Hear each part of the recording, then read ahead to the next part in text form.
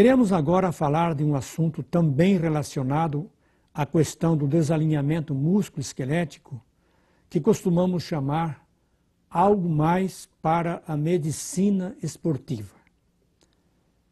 Sabe-se que o verdadeiro atleta precisa adquirir capacidade física, cardiológica e respiratória para que possa ter condição plena de corrida, velocidade, agilidade, coordenação muscular e resistência. É imprescindível, portanto, que ele não tenha nenhum problema de tronco, quadril, pernas, joelhos, pés e músculos, seja de ordem física, seja de ordem clínica. Na verdade, muitos desportistas, principalmente os praticantes de esportes mais vigorosos, como futebol, vôlei, basquete, beisebol, tênis e outras, costumam apresentar problemas de ordem clínica. Mas isso não aconteceria com tanta frequência se não houvesse tantos atletas com o corpo desalinhado. Já examinamos centenas de atletas profissionais e não encontramos entre eles nenhum sequer com disposição corporal devidamente simétrica. O desalinhamento ocorre em resposta ao estímulo de alguma agressão sofrida durante a prática esportiva. Nesse caso, para defender a coluna, o corpo instintivamente promove contrações musculares, conhecidas como ato reflexo, que podem resultar no desalinhamento, que por sua vez altera a malha nervosa e os nervos ficam retesados.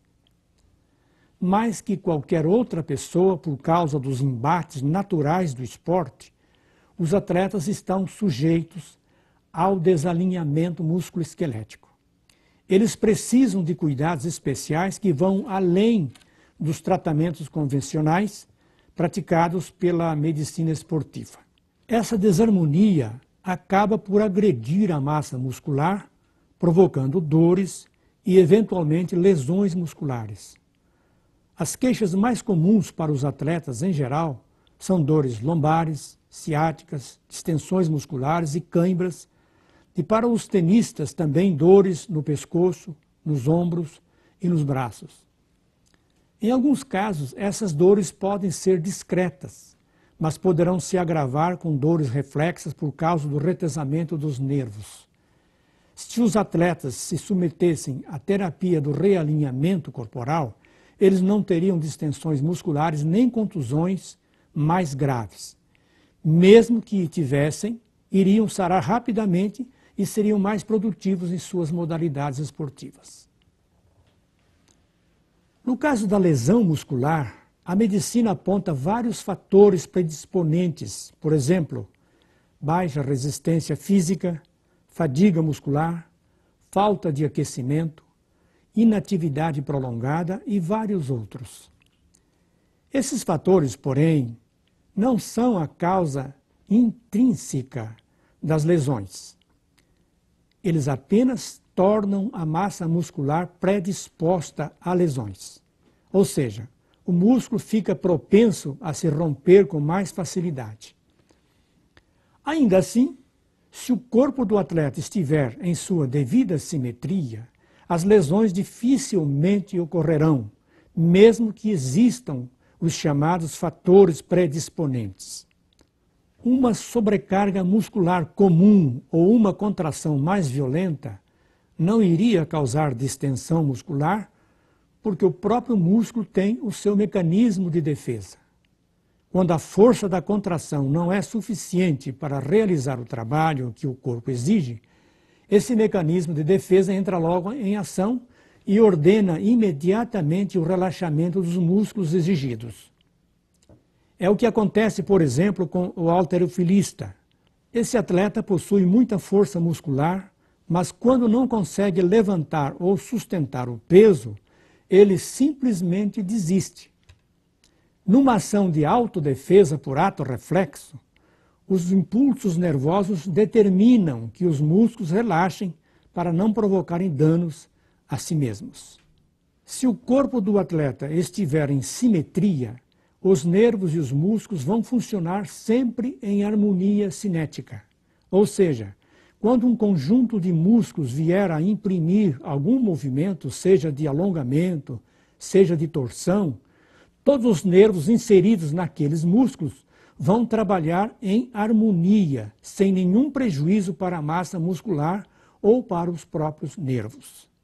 Mas se o corpo estiver fora de simetria, os movimentos neuromusculares ficarão em total desarmonia.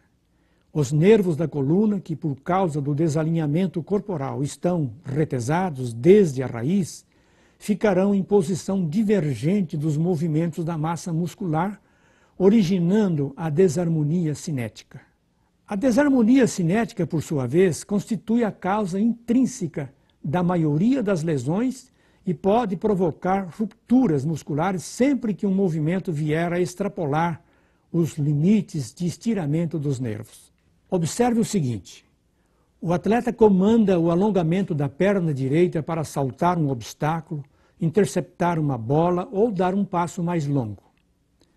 Mas se o seu corpo estiver fora de simetria, os nervos estarão tolhidos de seus movimentos naturais. Veja o que pode acontecer. Ele comanda esse movimento, crendo que os limites de alongamento de seus nervos não foram alterados e que estão trabalhando em harmonia cinética. Mas ele não sabe que, por causa do desalinhamento corporal, esses limites foram modificados. Assim, no esforço para cortar uma bola, por exemplo, o atleta estira a perna até determinado ponto, achando que esse é o limite do alongamento. Mas, na verdade, esse limite foi alterado pelo desalinhamento do corpo. Ele insiste no alongamento para alcançar a bola, mas antes mesmo de chegar ao ponto imaginado, os nervos que estão divergentes da massa muscular por causa do desalinhamento já começaram a romper o músculo. Agora, qualquer atleta que apresente o corpo devidamente simétrico e o mantenha nessa condição, estará muito mais bem protegido contra o problema das distensões musculares e das contusões. Além de evitar os rompimentos musculares, a simetria do corpo não agride as lesões já existentes e também não interfere nas contusões. Isso facilita a recuperação tanto das lesões provocadas por rompimentos musculares quanto das contusões originadas por outros fatores.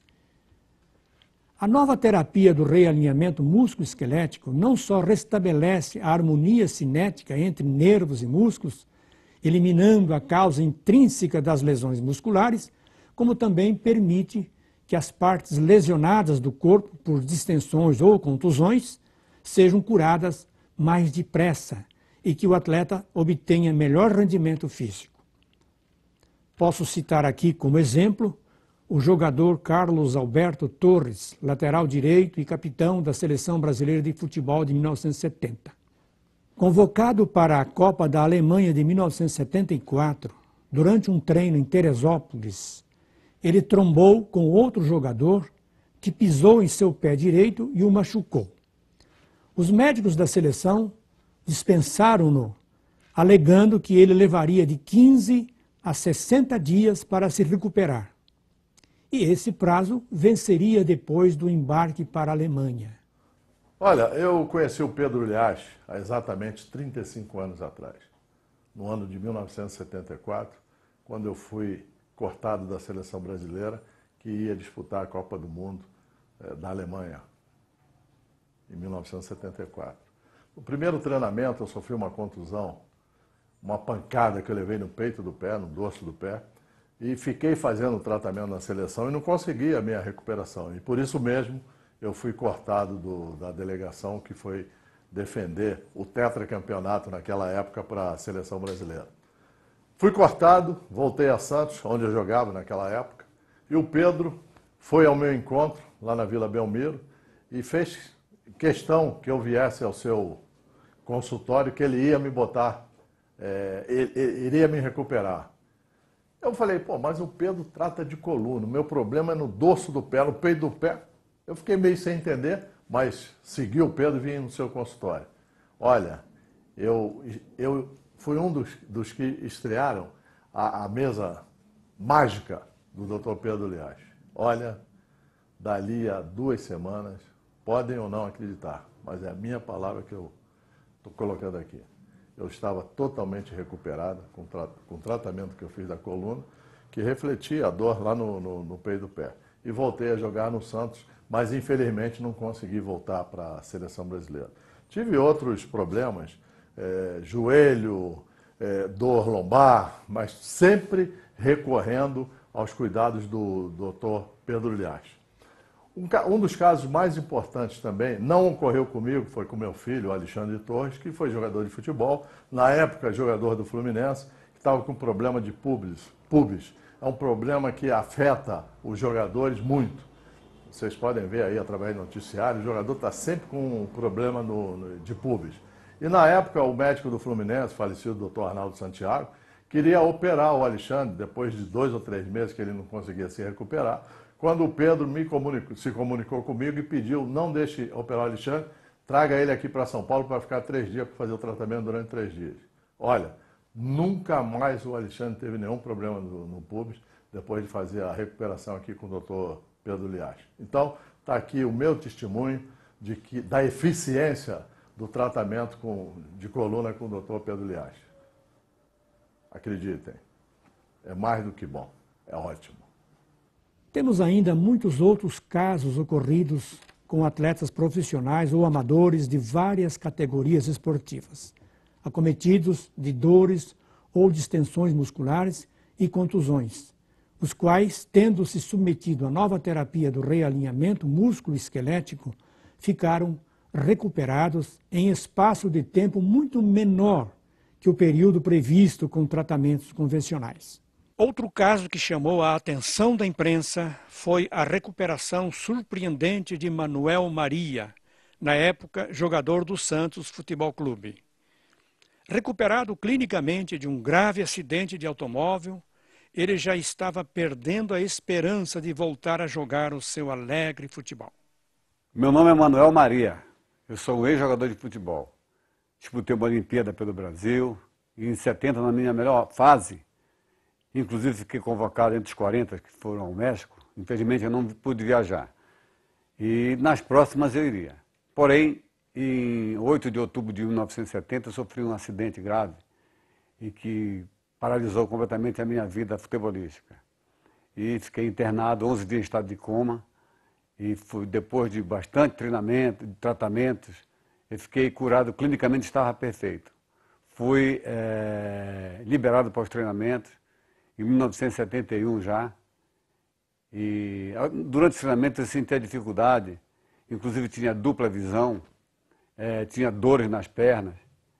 E um dia eu recebi a visita do Dr. Pedro Lias Filho, e eu pude fazer o tratamento, e a dupla visão acabou, eu comecei a ter uma atividade normal como eu fazia antes do meu acidente, dei sequência à minha carreira, joguei no Noroeste, joguei no Cosme de Nova York junto com o Pelé, enfim, pude praticar o esporte que eu escolhi como profissão, graças a esse tratamento que eu tive com o Dr. Pedro Lias Filho.